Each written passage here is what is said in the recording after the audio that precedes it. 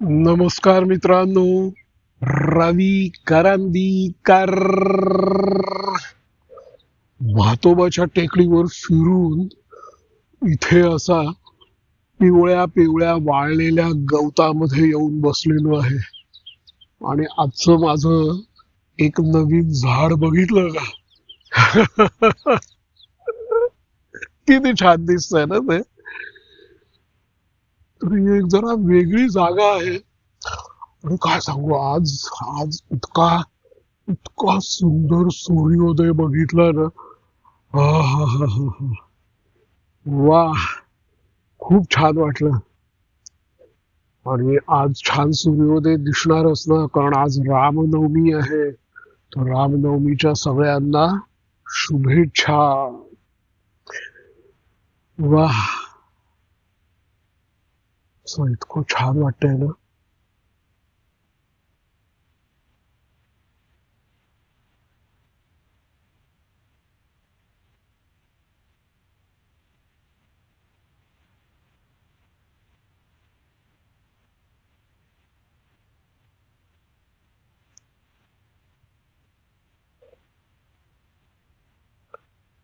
सकाळी सकाळी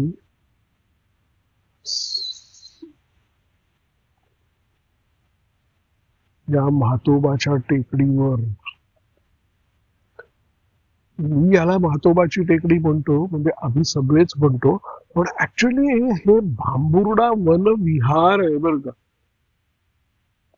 म्हणजे फॉरेस्ट डिपार्टमेंटचं हे भांबुर्डा वन विहार आहे.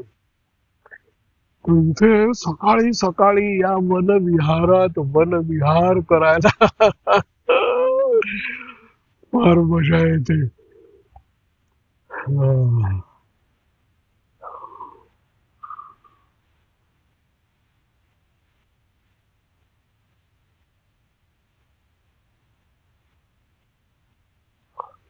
आणि हे इतकं मोठं वन विहार आहे. आणि याच्यामध्ये तशी विशेष काही गर्दी नसते. म्हणजे काय, असे फार लोक वगैरे इथे काय फिरायला येत नाहीत ते, है ना. फार लोक वगैरे नसतात फिरायला. तर त्यामुळे बऱ्याच वेळेला ना, मला असं या वनविहारात विहार करताना मला मला असं वाटतं ना, की हे सगळं माझं आहे, माझ्या मालकीचं आहे. मी हे फक्त मी माझ्या माझ्या वनविहाराकरता तयार केलेलं आहे. कारण असं आजूबाजूला इकडे तिकडे बघितलं ना, तर कोणी माणूस दिसतच नाही या अर्धा पाऊण तास. म्हणजे जसे काही पॉप्युलर भाग आहेत, आता उदाहरणार्थ म्हातोबाचं देऊळ. म्हातोबाच्या देवळावर खूप गर्दी असते, किंवा म्हातोबाच्या देवळाला जाणारी जी वाट आहे, ते मी रस्ता म्हणणार होतो, पण मी रस्ता म्हणायचं नाही ठरवलं. रस्ता बरं नाही आणत ना, वाट. तर त्या वाटेवर ऑब्विसली लोकांची जाण्या येण्याची गर्दी असते. पण त्या जर वाटा सोडल्या आणि जर आपण इकडे तिकडे पायवाटेनी फिरलो ना, तर इथे तासभर असा माणूस दिसलाच नाही असं होऊ शकतं. तर त्यावेळेला ना, हे वनविहार फॉरेस्ट डिपार्टमेंटला वन खाते, वन खात्याने, महाराष्ट्र सरकारच्या वन खात्याने खास माझ्याकरता तयार केलेलं आहे. की रवी करंदीकर, तुम्हाला सकाळी वनविहार करण्याकरता आम्ही हे वनविहार तयार केलेलं आहे. अशी कदाचित कुठेतरी पाटी वगैरे लागलेली दिसेल ती, असं मला वाटतं नाही. तर तसंच आता आणखीन एक काय गोष्ट झाली माहिती आहे ना, की माझ्या अख्ख्या सोसायटीमध्ये, अख्खी सोसायटी म्हणजे म्हणजे 25 फ्लॅटची सोसायटी आहे बरं का, ग्राउंड +3, अशा 2 विंग्ज आहेत. तर त्या अख्ख्या सोसायटीमध्ये ना, फक्त मी एकटाच राहतोय, बाकी कुणीही राहत नाही. सगळे फ्लॅट बंद आहेत. म्हणजे काय झालं की गेल्या म्हणजे 10-15 वर्षापूर्वीच, आता हे 30-35 वर्षाची बिल्डिंग आहे ना, तर साधारणतः 15-20 वर्षापूर्वीच म्हणजे राहायला आल्यानंतर एक असं एक 10 वर्षाच्या आतच लोक पूर्वीपेक्षा, त्यांनी फ्लॅट जेव्हा घेतला त्याच्यापेक्षा जास्त संपन्न झाले. त्यांची फॅमिली पण वाढली. कारण हे छोटे छोट्या फ्लॅटची बिल्डिंग आहे, त्यामध्ये छोटे छोटे फ्लॅट आहेत बरं का. म्हणजे खरं मला जर विचारायला तर हे फक्त कपल्स करता, न्यूली मॅरीड कपल्स. 1 BHK असू दे नाही तर 2 BHK असू दे, न्यूली मॅरीड कपल्स करता बांधलेली ही घरं आहेत, हे फ्लॅट आहे, ही बिल्डिंग आहे, असं माझं मत आहे. आणि मी ते अनुभवलं पण आहे. आणि त्यामुळे न्यूली मॅरीड यंग कपल करता हे घर अतिशय छान होतं. तर त्यामुळे बहुतेक सगळी त्यावेळेला घर घेणारी न्यूली मॅरीड यंग कपल्सच होती ती. तर पण काय झालं की त्यांनी घर घेतलं, त्याच्यानंतर एक 5-6-7-8-9 वर्षामध्येच ते प्रॉस्पर झाले, त्यांची सॅलरी वाढली. आता फक्त ते न्यूली मॅरीड यंग कपल राहिले नाही, त्यांच्याकडे एक बाळ आलं. मग ते हळूहळू रांगणार बाळ चालायला लागलं. काही काही बाळ तर शाळेत पण जायला लागली, म्हणजे KG असेल किंवा 1ली-2री मध्ये. तर तर त्यामुळे त्यांची ती जी न्यूली मॅरीड कपल्स होती, यंग कपल्स होती, तर त्यांना ते घर लहान पडायला लागलं. तर त्यामुळे त्यांनी दुसरीकडे जाऊन मोठं घर घेतलं ना. तर असं पहिल्या एक 10 वर्षामध्ये सुरुवात झाली होती. त्याच्यानंतर पुढच्या 10 वर्षामध्ये, म्हणजे 11 ते 20 वर्षामध्ये बहुतेक बहुतेक सगळे जे पहिले घर विकत घेणारे होते ना, ते तर सोडूनच गेले हा. त्यांच्या जागी नवीन यंग कपल्स आली किंवा काही रिटायर्ड कपल्स पण आली. तो रिटायर्ड कपल्स राहिली, पण यंग कपल्स होती ती पण प्रॉस्पर झाली, त्यांनाही जागा लहान वाटायला लागली, त्यामुळे तेही दुसरीकडे निघून गेले. तर असं करत करत ही आता आता आता ही बिल्डिंग साधारणतः 30 वर्षाची आहे ना, 30-32 वर्षाची. तर गेल्या 5-6 वर्षामध्ये तर अगदीच नवीन नवीन लोक इथे राहायला आले. त्याच्या पैकी काही अगदी यंग कपल नव्हती, पण त्यांची मुलं पटापटा मोठी झाली. कॉलेज म्हणजे त्यांची मुलं अशी 7वी-8वी मध्ये होती, पण ती पण नंतर मुलं कॉलेजमध्ये गेली, दुसऱ्या गावात गेली. मग परत ती 2 कपल, फक्त ते परत मिडल एजेड कपल्स राहिली. मग काहींची मुलं जरा थोडी मोठी होती, ती परदेशात गेली. आणि त्या यंग कपलना खरं तर जागेची गरज नव्हती, पण त्यांना काय वाटलं की या अशा ग्राउंड+3 बिल्डिंग मध्ये, लिफ्ट वगैरे नसलेल्या बिल्डिंग मध्ये राहण्यात काही मजा नाही. आता आपण जरा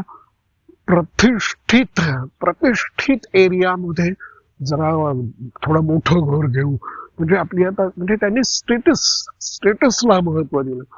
आणि आश्चर्य म्हणजे हे जे नवीन आलेले लोक होते ना, तर त्यांना बाणेरला वगैरे राहणं असं स्टेटस वाटायला लागलं. औंधला जाऊन राहणं स्टेटस वाटायला लागलं.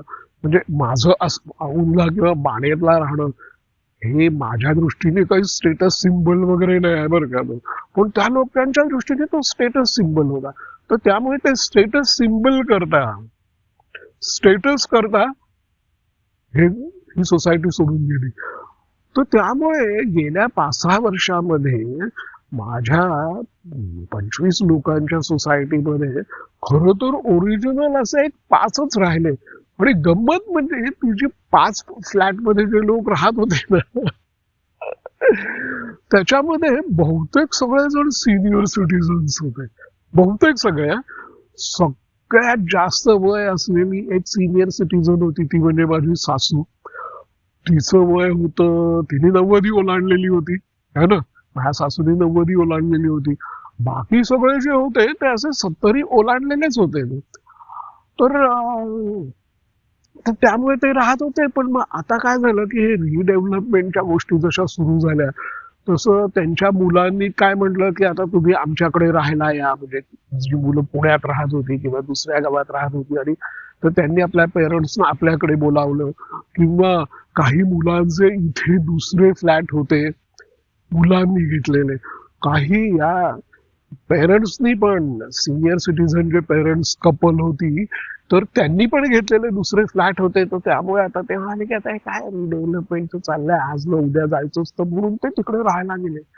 तर त्यामुळे झालं काय की मी फक्त एकटा त्या अख्ख्या ग्राउंड+3 बिल्डिंग मध्ये 2 विंग असलेल्या, 25 फ्लॅट असलेल्या बिल्डिंग मध्ये मी एकटाच राहतोय.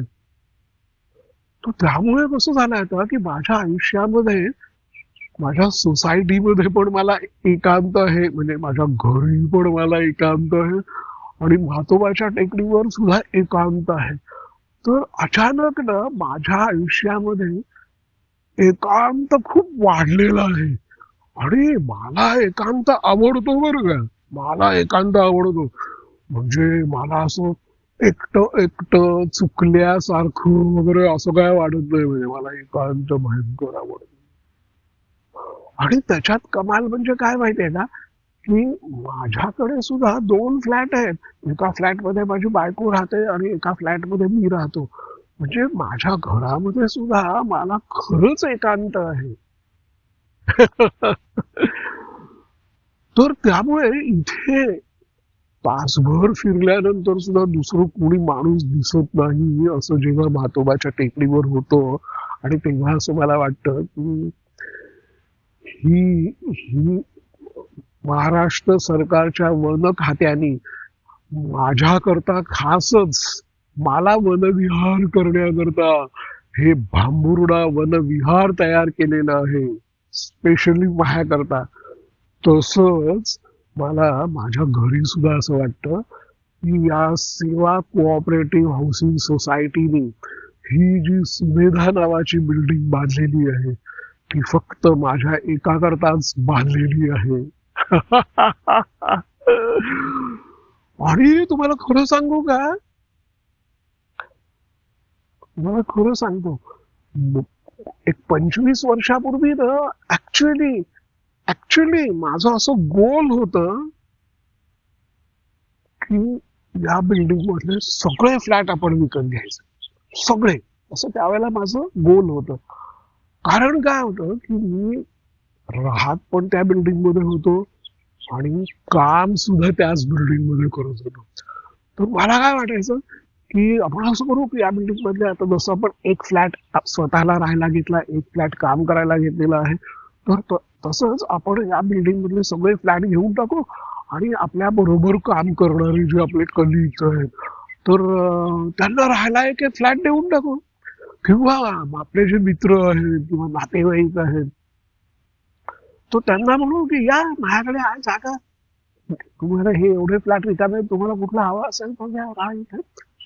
तर असे सगळे, असे आपले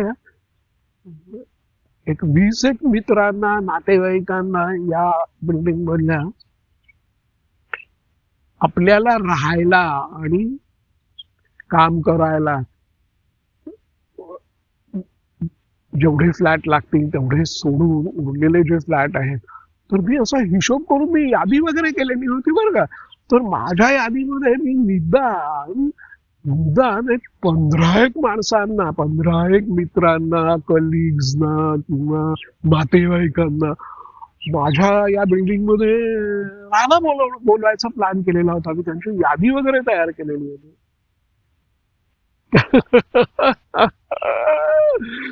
तर आज आज माझं ते स्वप्न पूर्ण झालंय असं मला वाटतं की आता ही सगळी बिल्डिंग फक्त माझी आहे.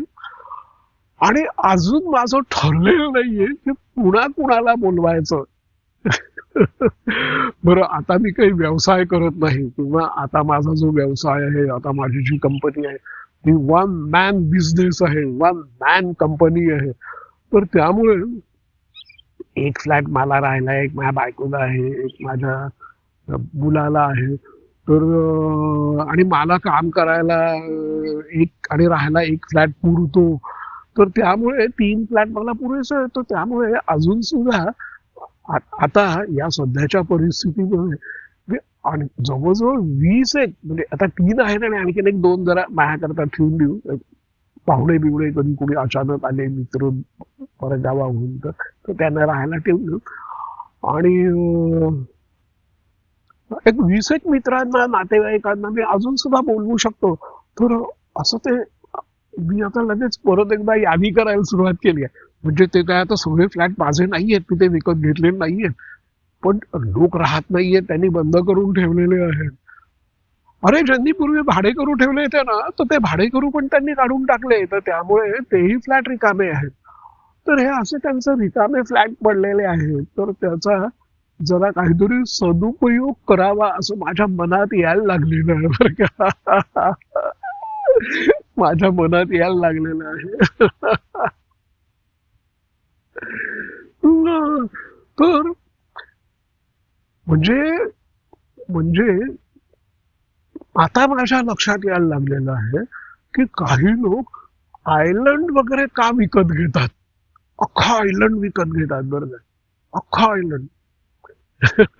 किंवा काही लोक असं घनदाट जंगलामध्ये केबिन बांधून एकटेच राहतात, किंवा काही एखाद्या डोंगरावर जाऊन असं तिथे एखादं घर बांधून एकटेच राहतात. ते का हे माझ्या आता लक्षात यायला लागलेलं आहे. पण तसा मी शहरी माणूस आहे, तर त्यामुळे त्यामुळे मला असं आयलंड वगैरे विकत घ्यावा किंवा असं खूप दाट जंगलामध्ये ऍक्च्युअल जाऊन राहावं असं माझ्या कधी मनात नाही आलं. मला हे वाटतं की माझ्या आजूबाजूला म्हणजे माझी जी बिल्डिंग आहे त्या बिल्डिंग मध्ये मी एकटा असावा, एकांत मला मिळावा. मी जिकडे फिरायला जातो तिथे मला एकांत मिळावा. पण जेव्हा मला आणि मला तर नेहमी आवडतं, मला कोथरूड मध्ये फिरायला आवडतो, मला पुण्यात फिरायला आवडतो. तर जेव्हा मला शहरात फिरण्याची पुण्यात फिरण्याची इच्छा होते तर त्यावेळेला मला सहज म्हणजे माझ्या सोसायटीतनं बाहेर पडलो की लगेच आहा. हा ना. तर या सगळ्या शहरी सुख सुविधा सुद्धा हाताशी असाव्यात. हाताशी म्हणण्यापेक्षा मला काय वाटतं ते 2 पावलावर असाव्यात ना, एका पावलावर. तर असं त्यामुळे ना सध्याचं माझं जे आयुष्य आहे ते मी माझं स्वप्न स्वप्न जगतोय असं मला वाटायला लागलेलं आहे. स्वप्न होत नाही बरं का. माझं जे स्वप्न होतं ते जगण्याचं स्वप्न ते प्रत्यक्षात उतरलेलं आहे. मला जसं जगावंसं वाटतं आहे किंवा मी कसं जगावं असं मला जे वाटत होतं तर तसा मी जगतो आहे. ह्याचं मला खूप समाधान वाटतंय. आणि माझी अशी इच्छा आहे की असं आता आता ही जी अवस्था आहे ना ही गेल्या काही महिन्यातली आहे बरं का. असं गेल्या 1-2 महिन्यात असं घडलेलं आहे की मी फक्त एकटा आहे असं. पण मला असं वाटतंय ना की असं निदान आपल्याला पुढची 5-10 वर्ष तरी हे सुख मिळावं. 5-10 वर्ष हा एकांत मिळावा असं मला वाटतंय. आणि त्याच्याकरता हा एकांत मिळवण्याकरता काय करावं याचा मी विचार करायला लागलेलो आहे.